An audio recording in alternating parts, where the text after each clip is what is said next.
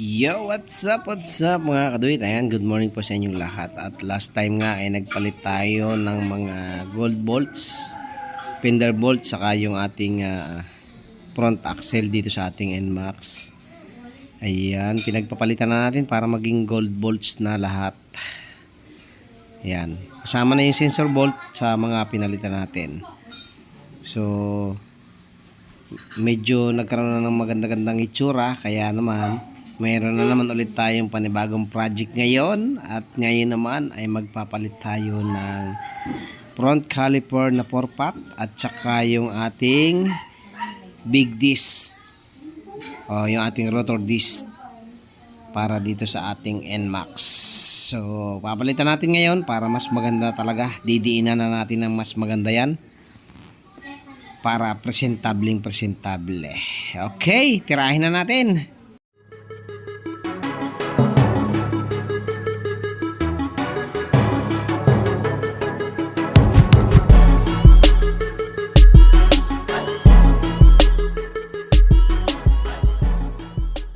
So ayan, baklasin natin mga kadwit itong ating disc. Gamit tayo ng impact para hindi masira.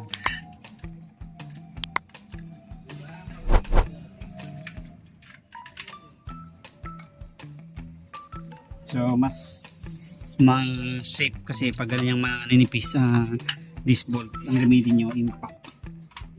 So bili kayo ng ganito, mura lang to eh. Yan, heavy duty na, hindi basta-basta nasisira.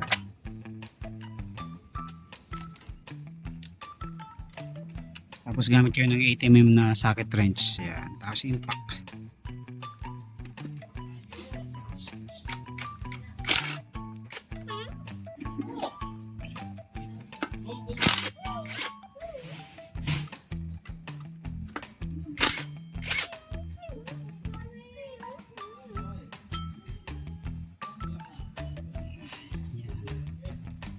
So, saglit lang tanggalin, di ba? Ha? So, yan mga kadit yung ating ipapalit. Pero si Manong natulog na rin. Manong, can you make me please? Yan, yun yung size.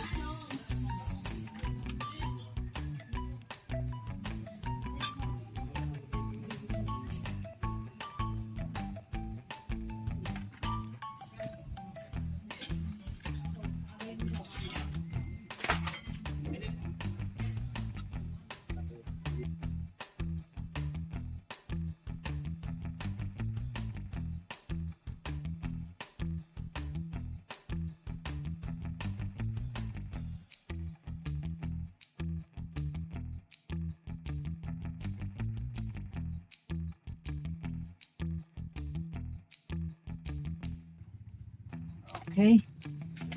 So, salpak na rin natin para makita natin. Tapos babaklasin natin to caliper para diretso na tayo. So, baklasin pala muna natin caliper.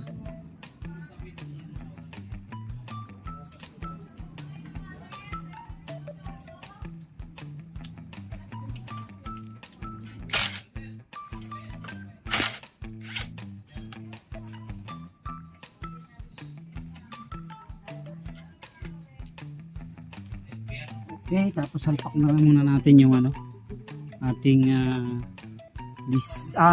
gulong para diretso na tayo. So ito mga kadit, testing na natin ikabit itong ating bagong 4-pot.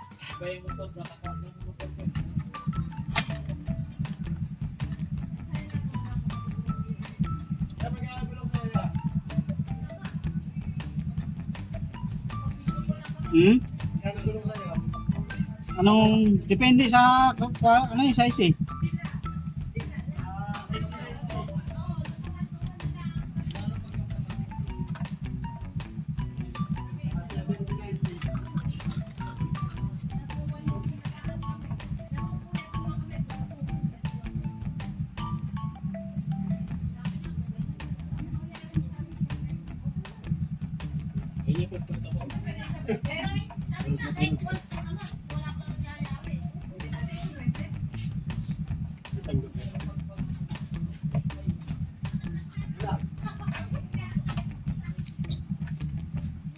quick o yung mumurahin lang?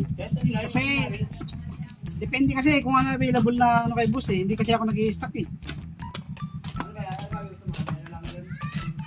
O yan na mga kadit na ikabit na natin. Magkaiba lang yung thread ng kanyang ano bolt. Ito kasi madalang yung stock natin malimit. Pero since ito naman ay stainless, tapos ito aluminum, so kumbaga ni-retread na lang natin. Okay na yan. So dito na lang tayo magpapalit ng gold kung sakali man. Pero for the meantime, ito lang muna ilalagay natin. Ito naman ay stainless. So far, wala tayong masyadong ginawang conversion. Okay naman siya.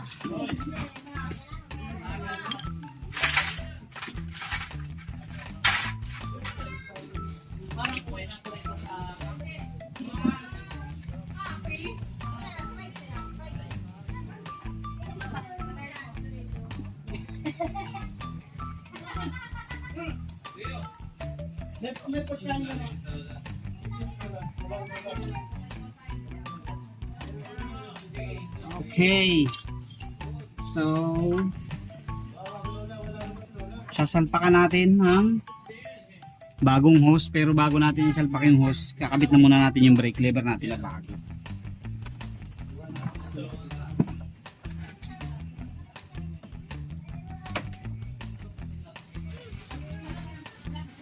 So para okay naman, walang sabit to. Goods na goods.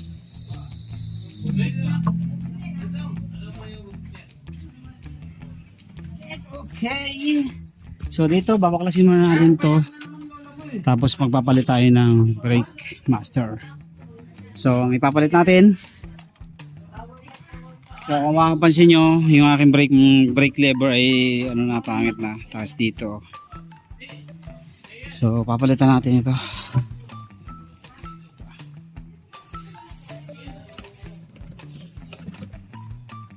Kaliwa, ito kanan. Yan. So ito ipapalit natin. Tapos kulay-pula yung fluid. Aw, ayos na ayos. So, hindi ko lang alam kung magbabawas pa tayo ng flarings. Sure bull magbabawas kasi mahaba.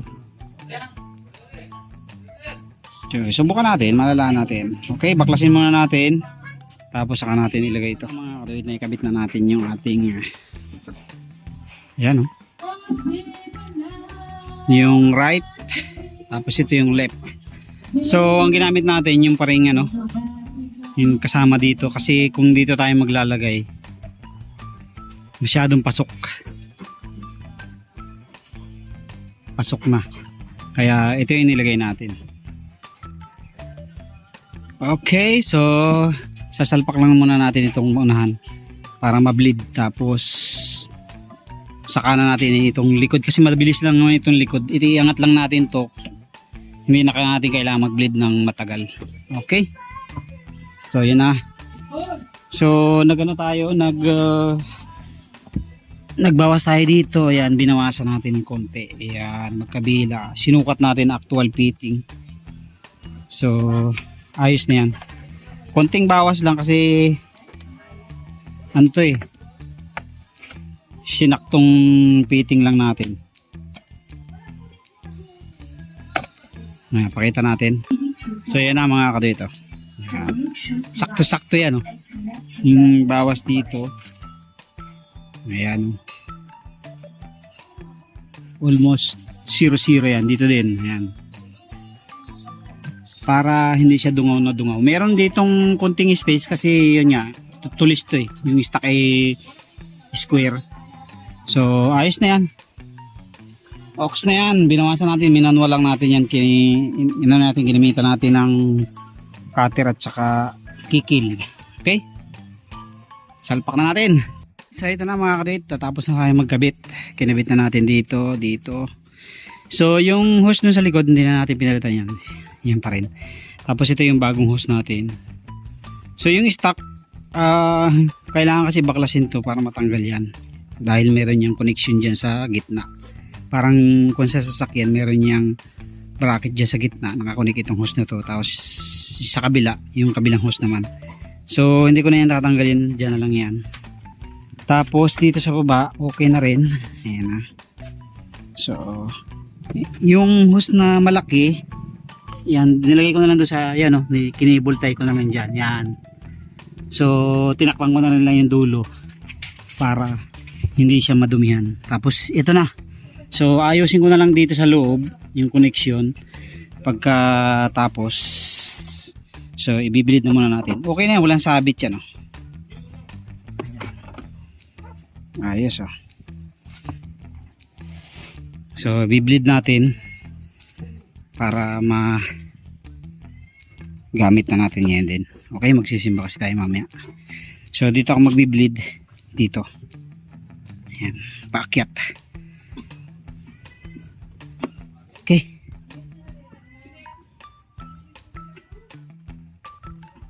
Ayan mga kadwit, bibilid natin. Testing natin kung kaya dito sa baba. Pag hindi kaya, sa ibabaw tayo.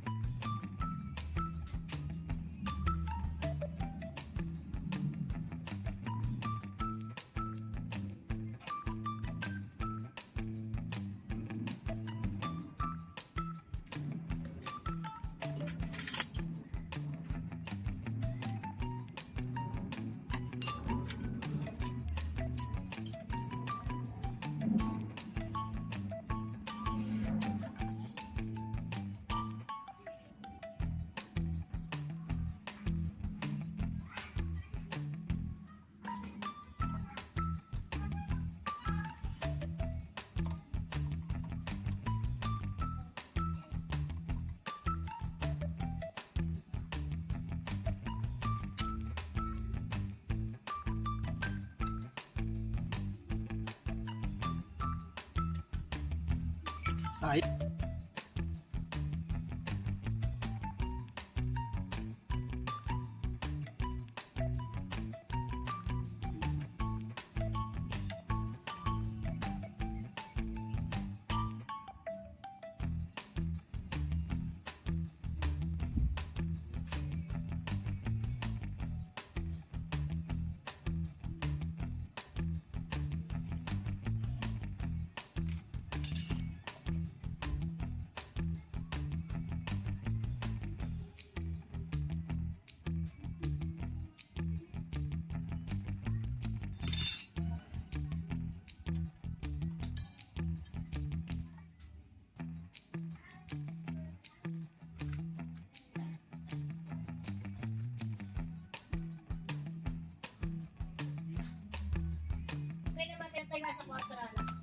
Bakit?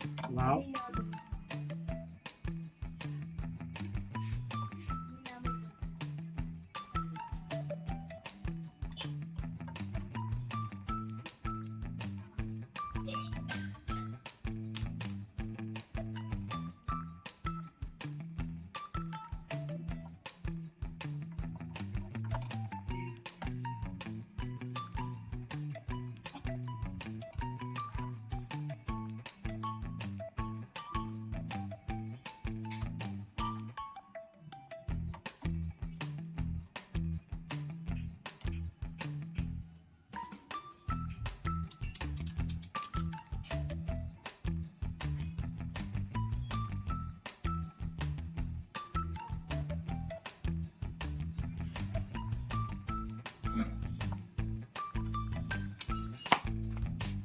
So, ito na mga kadit, nakatapos na tayo. Ayan na. Oh. Tapos yun yung isa sa likod. Okay na rin yung preno niyan. Tapos ito naman sa harap.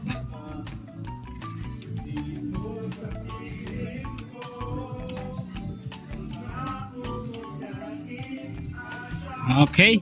So, kabitan na natin yung mga flarings at okay na tayo. Tapos na tayo. So, ito na mga kaduit. Nakatapos na tayo. Ayan na yung itsura niya. Wow. Kulay, may kulay. Tapos yun yung caliper. Yan na. So, yan na yung ating setup ngayon. Naka 4-pot caliper na tayo. Libertas King Drag na Big Disc 260mm. Ayan. Ayos na. So, yung likod, saka na natin yan. Hindi na masyadong kita yan eh. Yan. Saka na natin palitan yan. Ang mahalaga ay okay na yun, Han. Ito na ang next project natin, yung cover ng ating radiator. So sunod yan soon. Okay, so yun lang mga kadi. Thank you very much. God bless po sa inyong lahat. Brembo siyon, Brembo din. Tapos Brembo rin yung ating caliper.